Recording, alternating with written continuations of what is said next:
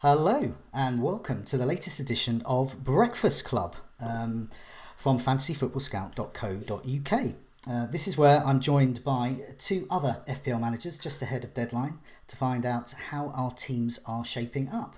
We'll also reveal our shock and awe at the midday lineups, which have been a bit lacking in shock and awe the previous Breakfast Clubs, but you never know. So today I'm joined by my fellow Scoutcaster Az. Welcome, Az. Hello. And Fancy Football Scout writer Neale. Welcome, Neale. Hello, chaps. Hello. Now, Neale is multitasking, doing a variety of things for Fancy Football Scout at the moment. So we're going to come to him a bit later. But first of all, we'll come to Az and we'll find out how his team's shaping up and some of the decisions he's made. So, Az, here's your team. Come up on the screen. Who's in, who's out, and why have you captained that chap? It's probably been the most stressful week of my fantasy career. I think I've been toying with so many different ideas, hits and wildcard plans and captaincies and all that. In the end, I've actually managed to show a bit of patience and restraint and haven't gone for a massive hit or or play the wild card. So I'm relatively happy with how I look this week. But of course, the biggest worry is I don't have Hazard. So I'm hoping that doesn't come back to bite me. But I've taken Gundogan and Pedro out. Pedro was a mistake. I bought him in last week and shouldn't have done that. And I bought in Fraser and Richarlison. So I'm much happy with those two going forward. Okay, yeah, no, well, I look at your team there. It looks pretty good, actually. I think you've got the key ones in place there. You've got your Liverpool defender. You've got your Wan-Bissaka in. Obviously, the best keeper. You've got the best keeper, Pickford. And obviously, you've got the second best keeper as backup in case Pickford doesn't make it. Stecklenburg. Obviously, I'm presuming when you wildcard, they're long gone. Yeah, I mean, one of the big things when you're wildcarding is how many players you're going to take out. So we're going to look at your team later. I looked at my team and it was kind of four players that I wanted to take out, and one of them was Pickford.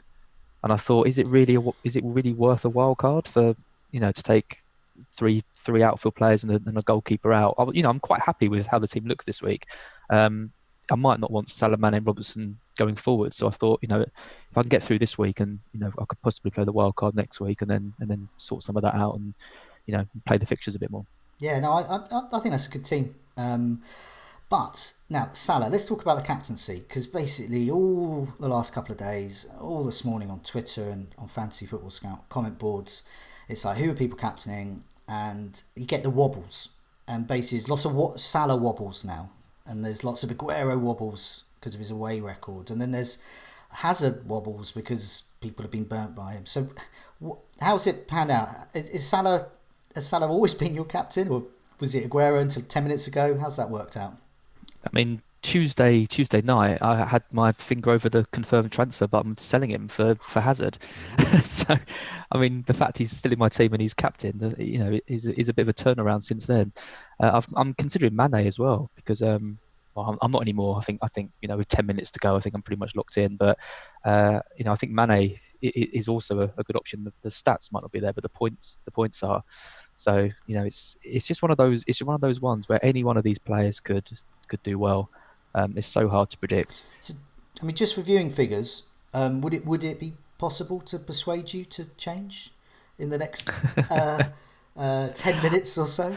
I wouldn't put it past you, Joe. You've already convinced Mark to make a couple of big changes, so anything could happen. I successfully ruined Mark's wildcard, persuading him to get rid of Hazard and Mitrovic from his draft, who then promptly scored very well. Okay, well, I probably won't better persuade you there.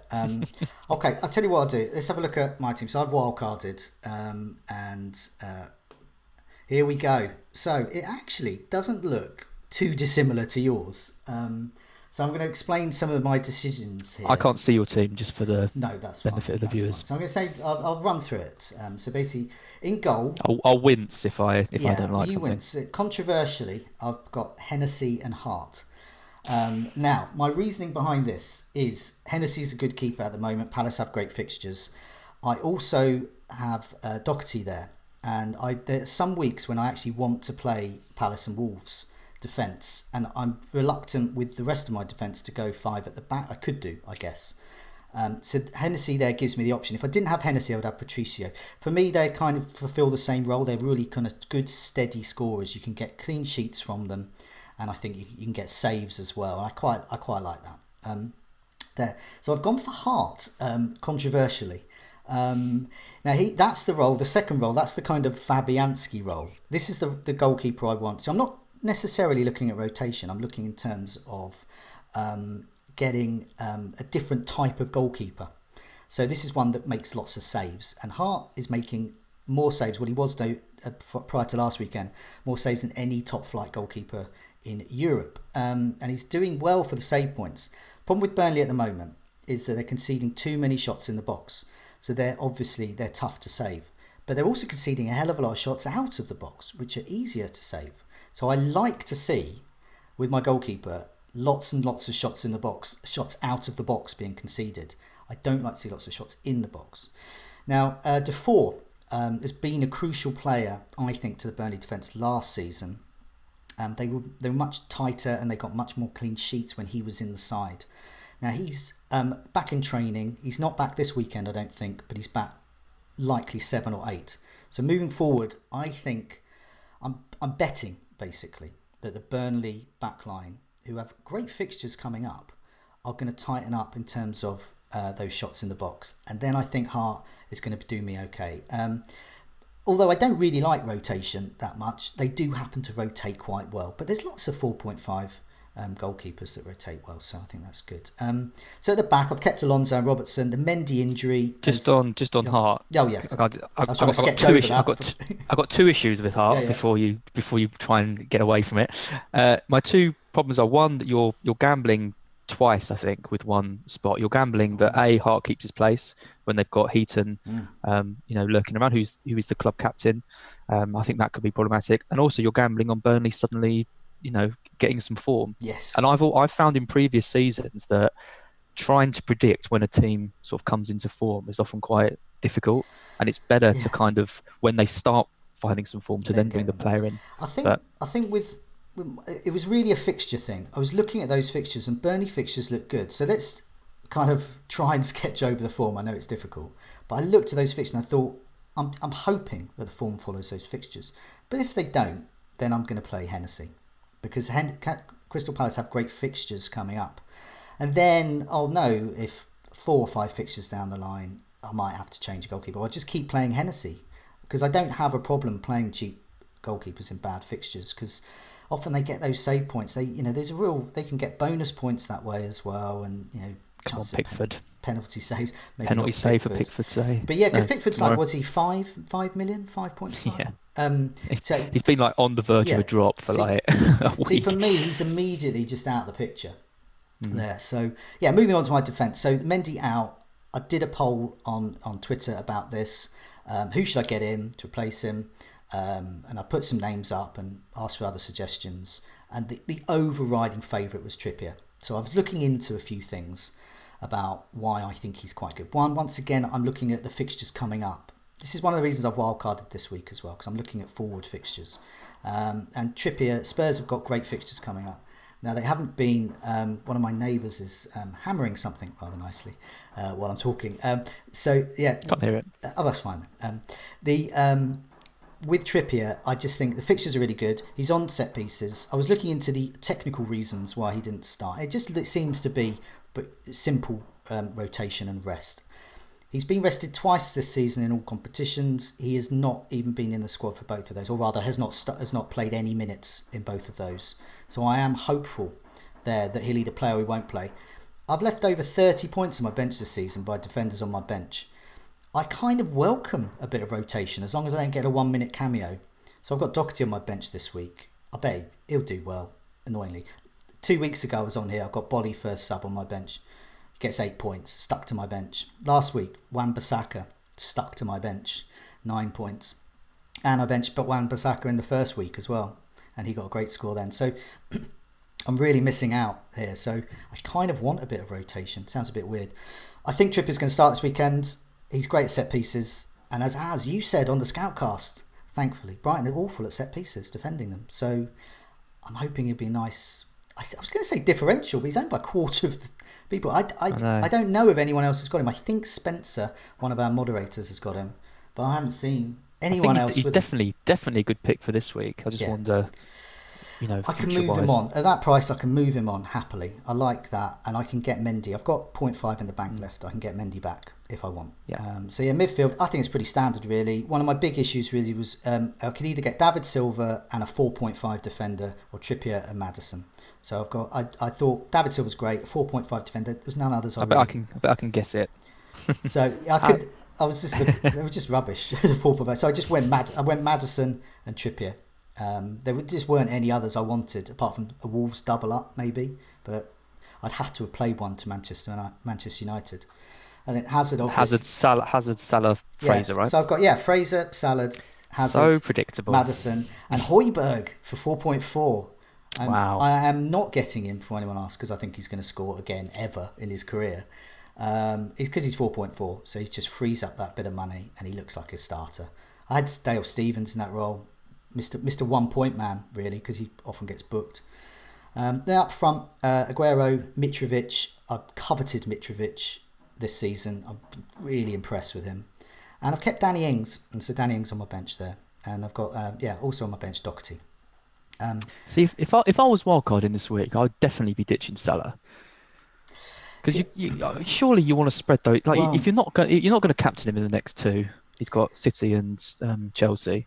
There's so much you can do with those funds. See, I was thinking kind of the opposite, really. If I was not going to wildcard, I might have got rid of Salah. Because Salah is very easy to get back in when you've got a wildcard. But he's very difficult to get back in if you don't have a wildcard. So for those who haven't wildcarded yet, I actually think ditching Salah is maybe not at home Southampton, but looking forward to the next couple of fixtures, I actually think that's fine. As long as you've got that wild card to sort it back out if he suddenly becomes the Mo Salah we all know and love. So that's the way I look at that.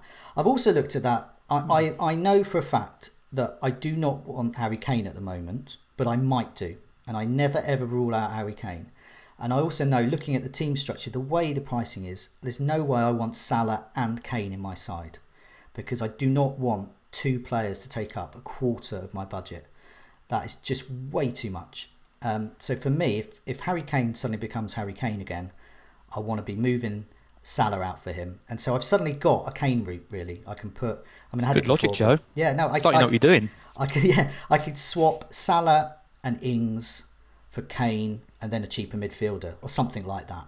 I've got the money to do that with that. And I think anyone can, really. But once I've done that, I have to think, do I want Salah back in again? And if I had a wild card down the line, I could say, well, I could do that quite happily. That's my so your wild card, essentially, you've basically wild carded for Mitrovic and Hazard. Yeah, no, and Fraser and Trippier, because I didn't want to spend a hit to get rid of Mendy, and I wanted to shake up my goalkeepers because they actually weren't. Fabianski and Foster just were not performing. They were just not getting me above 2 or 3 points every week, and I'm hoping that Hennessy and Hart will. I wanted Doherty as well. I wanted to free up a bit of money on that Dale Stevens spot there. And did want Maddison as well, and maybe the option of David Silva. I'm very happy to hear that you haven't gone for Richarlison. No, because I think he is going to be a really, really strong pick the next couple of weeks. I think especially the rumours he's playing up front as well. Toast dropped. The other way, I mean, as we discuss a lot on the Scoutcast, I always am pessimistic about my wild cards, and I always live in fear that it's going to go wrong. So I want lots and lots of escape routes. I want to be able to run away from any of them at any moment. Maddison's now gone up in price, so he's now more expensive than Richarlison. So yes, if Maddison flops and Richarlison does well, easy peasy swap. I don't have to move my structure of my team at all, just make that move. Now, if I didn't have money in the bank, maybe Richarlison is... Maddison's now more expensive than Richarlison.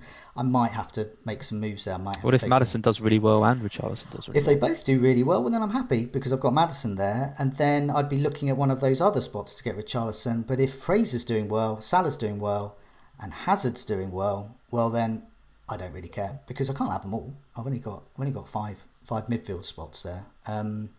So yeah, I'm not overly bothered about that. But yeah, I do like Richarlison. I did actually do a comparison tool on them, and I felt that it was. And Maddison shaded it really for Richarlison on the underlying stats, but we know that his conversion rate was a bit unsustainable. But then people come back and say, "Oh, Maddison's just been lucky." But oh well. And just I think it's sorry. It's one of those ones with a wild card as well. I think you, not saying you in general, but you can be swayed by the very short. It's much nicer when you play your wild card and then you see a play with Huddersfield at home on your thing, as opposed to Richarlison who's got Arsenal away. So yeah, I guess it's just making sure that you have thought about it. But yeah, I'm not going to be like I was with Walcott. I was like, oh, Walcott, no, not very good. But with Richarlison, I'm like, yes, I agree with you. Could be, and I'll move to get him in. And just a final thing, because enough of my blooming team. I've captained Salah because I'm going to just hope he's starting.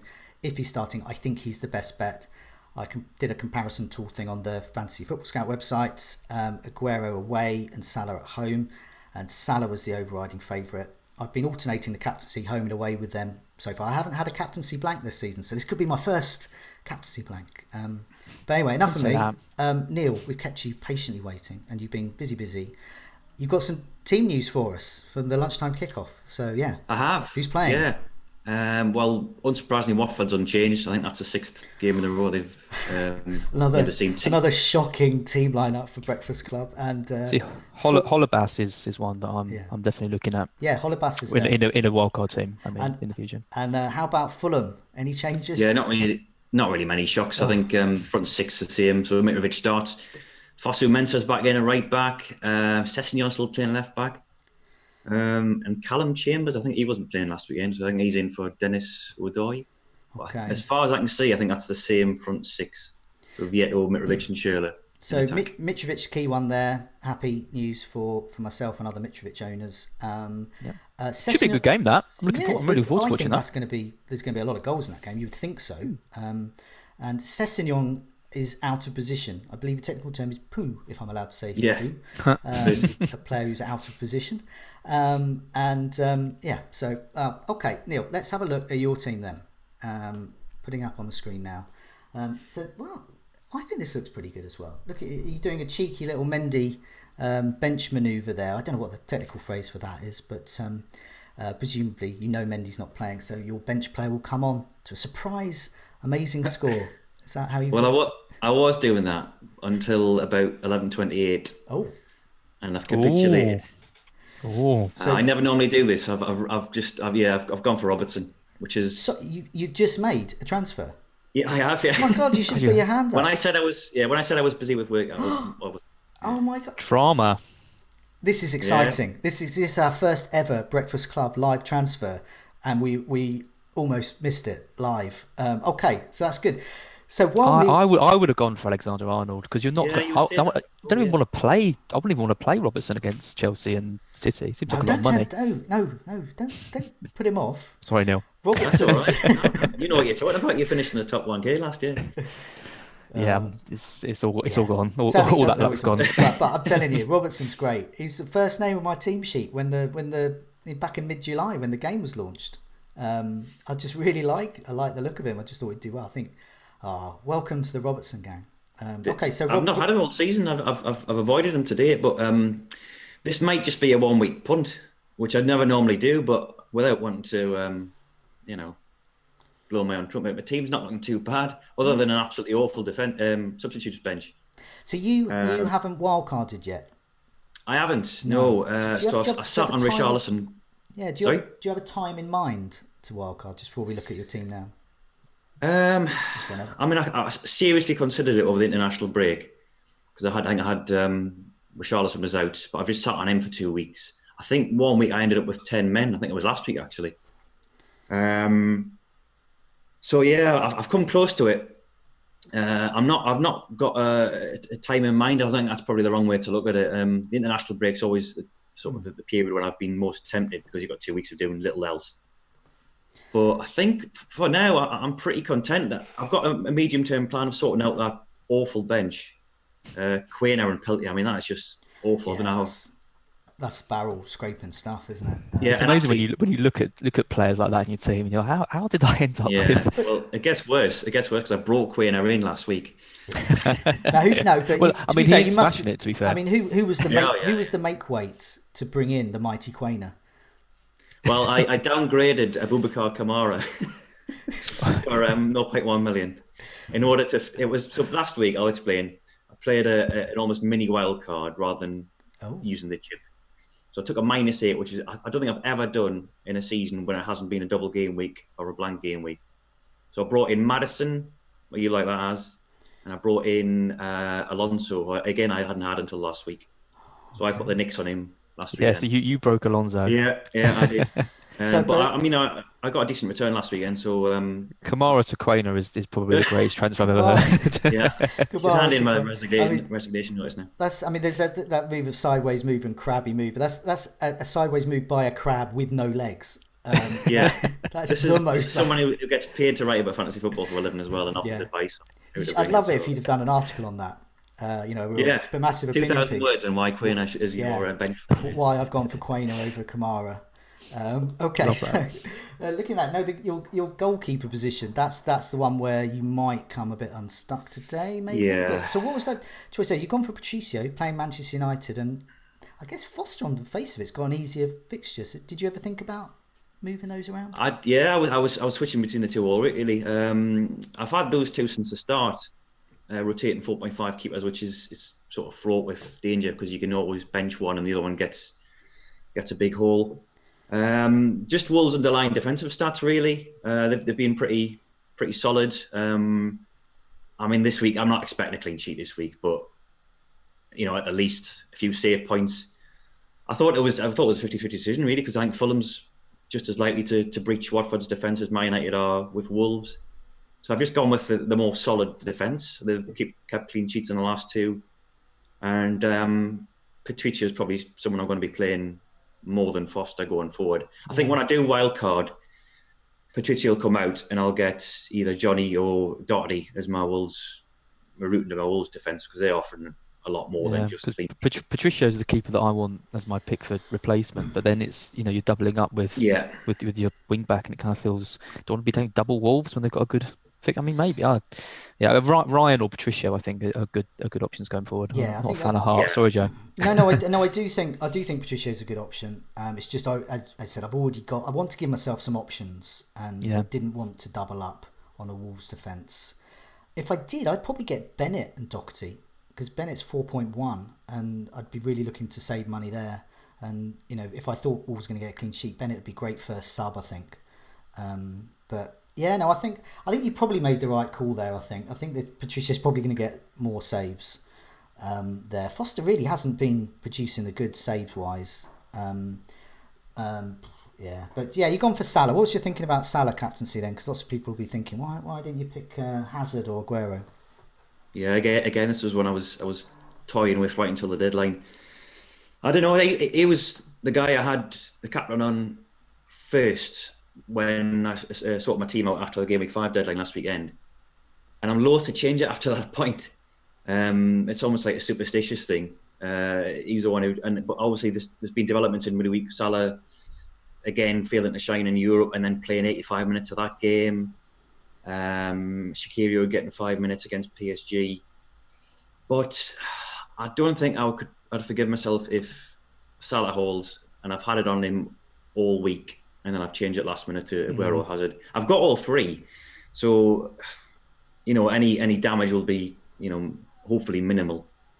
I can't really see Hazard and Aguero producing monster holds, maybe like 10, 12 pointers, but I don't think we're going to have a repeat of last week. I'll take that. Yeah. Hazard got his hat-trick. That's pretty monster to me. Hazard's interesting, wasn't he? Because I mean, this West Ham game looks pretty good for him. I'm a little bit. I wouldn't captain him if I had him, and that was one of the reasons why I kind of went against bringing him in. Because, I mean, I could go on the record as saying this now. I don't think he's going to go crazy against West Ham. I think I think Chelsea played quite a strong team in Europa League. They took a lot of players. I wasn't expecting them to play. They had all the problems with the flight delay. Although Hazard stayed at home, if the team around him are a bit more lethargic or a bit more tired, then it's probably going to affect his output. And West Ham, were decent against Everton. It'd be interesting to see if they can shackle him. Yeah, I mean, I can't see him getting another hat trick basically, but he'd probably get a goal. Yeah, I think we discussed it on the Scoutcast. Hazard just looks like he's going to get points, just which, it's just how many. My rationale, same thing with Salah. I just, I've had him as the captain in mind for this fixture. If I assume he's going to start, I just have to captain him. It's those underlying stats as well, top of the goals imminent table. I just feel I have to really. But if he doesn't do anything, then the anger's going to build up, and I can see some sales there. I mean, Neil, with your team, if Salah blanks this game, at home, captaining him to Southampton while you've got other options, would you be tempted to move him on? Possibly, especially given the next two fixtures after this week. The thing is, I wouldn't know who to downgrade to without, again, obviously I need to address my bench issues, but I don't really need the money at the moment. I'm not convinced. The obvious move would be Salah to Mane, but why would you do that when they've got City and Chelsea coming up? Yeah, I think I'll keep him. I think I might keep him till at least wildcard time. I think address then perhaps. But See, I'm the opposite. You're ready to go. You're ready to press the button. Yeah, I think my easiest route into Hazard is definitely selling Salah this week. I've got Mane though, so I'm in a bit of a different position. So I've kind of got the Liverpool coverage, and arguably Mane is the better player because he's scoring more points. It would be a kind of I'd have to reshuffle my team to get Hazard in if I didn't take Salah out, but Salah to Hazard just seems like such an easy move next week. I'll probably do it. I mean, I actually think the best option this week with Liverpool is Firmino, and in the darkest pits of my wildcards, the world I don't go into because I'm too dull, I would have removed Salah. I would have got Firmino in instead of Ings, and I'd captain Firmino because I think he's going to start. I'm pretty certain he's going to start, and in the current form, he's the form player, I think. And then I would have done something like got David Silva or one of the someone like that in for Salah. But I wouldn't have, and I'm not even going to pretend I was even going to entertain that. That's just if I was an interesting manager, I would have done something like that possibly. You're definitely not an interesting manager. But I'm definitely not, and I think that's a fitting. Well, you got Joe Hart. That's pretty exciting. and benched him. I've gone for him because of the shots out of the box stats. Yeah, it's very interesting. But I think that's probably a fitting note to end it on. So good luck, Az. Good luck, Neil. And thanks so much for joining me. Thanks for me. Good luck, chaps. Good luck. Have a good one.